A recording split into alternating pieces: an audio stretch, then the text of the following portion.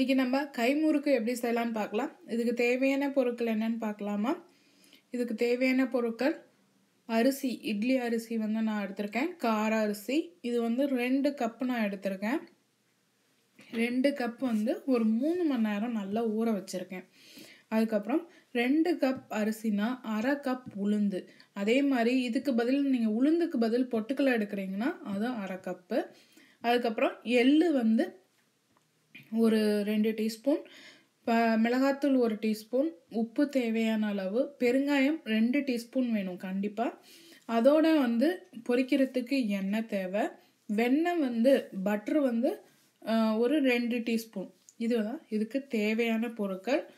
இதை சுத்த தெரியாதவங்களுக்கு நீங்கள் வந்து ஜஸ்ட்டு வேணால் ட்ரை பண்ணலாம். அப்படி இல்லைன்னா நீங்கள் முறுக்குழக்கில் போட்டு புழிஞ்சிக்கலாம். இப்போ வந்து ஃபஸ்ட்டு உளுந்தம் பருப்பை வந்து எப்படி வறுக்கலான்னு பார்க்கலாம். ஒரு பேனில் நல்லா உளுந்த போட்டு வாசனை வர வரைக்கும் நம்ம வறுத்துக்கணும். இப்போ பாருங்கள், இப்போ வந்து நல்லா வறுத்துக்கிட்டு இருக்கும்போது நல்லா வாசனை வருது. அடுப்பை ஆஃப் பண்ணிடலாம். ஆஃப் பண்ணி மிக்சியில் போட்டு எடுத்துக்கலாம். மிக்சியில் நல்லா வந்து நைஸாக அரைச்சிக்கலாம். அப்படி வந்து நம்ம ஊரில் வந்து மிஷின் இருக்கு, அழகாக அரைச்சி கூட நீங்கள் ஸ்டோர் பண்ணி நீங்கள் எப்போ வேணுமோ அதை கூட யூஸ் பண்ணிக்கலாம். இப்போ நான் வந்து மிக்சியில் போட்டு நல்லா அரைச்சிருக்கேன். இதுக்கிடையில் நீங்கள் கிரைண்டரில் அரிசி மாவை நல்லா வந்து 1/4 டம்ளர், இதோட 1/4 டம்ளர் தண்ணி விட்டு மட்டும் நல்லா அரைச்சிக்கலாம். அரைச்சி மாவில் மிளகாத்தூள், உப்பு, எள்ளு, பெருங்காயம் இதோட நம்ம சலிச்சு வச்சுருக்கோம் பாருங்கள், அந்த உளுந்த மாவை போட்டுக்கலாம். உளுந்த மாவு போட்டு நல்லா பிசைஞ்சிக்கலாம். வெண்ணெய் இதை போட்டு நல்லா பிசைஞ்சிக்கலாம். இப்போ பாருங்கள், மாவு வந்து உளுந்த மாவு வந்து நீங்கள் குறன்னு இருக்கக்கூடாது, நல்லா நைஸாக இருக்கணும். இப்போ பாருங்கள், நான் மாவு பிசைஞ்சிக்கிறேன். கொஞ்சம் இதில் வந்து நீங்கள் தண்ணியை விட வேணாம், அதில் இருக்க தண்ணியிலே வந்து உங்களுக்கு வந்து மாவு வந்து பிசைஞ்சிக்கலாம். சுத்தமாக தண்ணி விடாதீங்க. இப்போ பாருங்கள், மாவு பிசைஞ்சிட்டேன். இப்போ வந்து இதை வந்து நடுவில், இது நல்லா சுத்த தெரிகிறவங்க தான் சுற்ற முடியும். இது வந்து எங்கள் மாமியார் தான் சுற்றுறாங்க.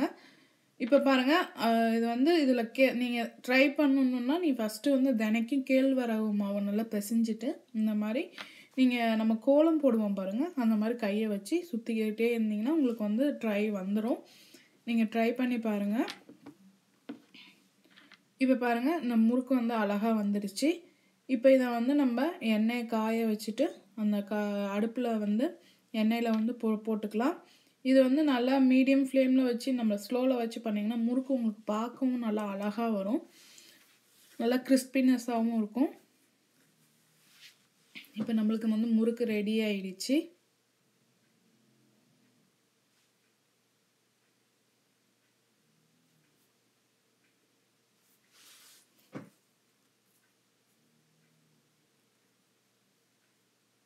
இப்போ நம்மளுக்கு கை முறுக்கு வந்து ரெடி ஆகிடுச்சு. செஞ்சு பாருங்கள். செஞ்சு பார்த்துட்டு உங்கள் கமெண்ட்ஸை போடுங்க. எங்கள் சேனலை சப்ஸ்கிரைப் பண்ணுங்கள். உங்களுக்கு பிடிச்சிருந்தா உங்கள் ஃப்ரெண்ட்ஸ்க்கு ஷேர் பண்ணுங்கள். வீடியோ பார்த்ததுக்கு நன்றி.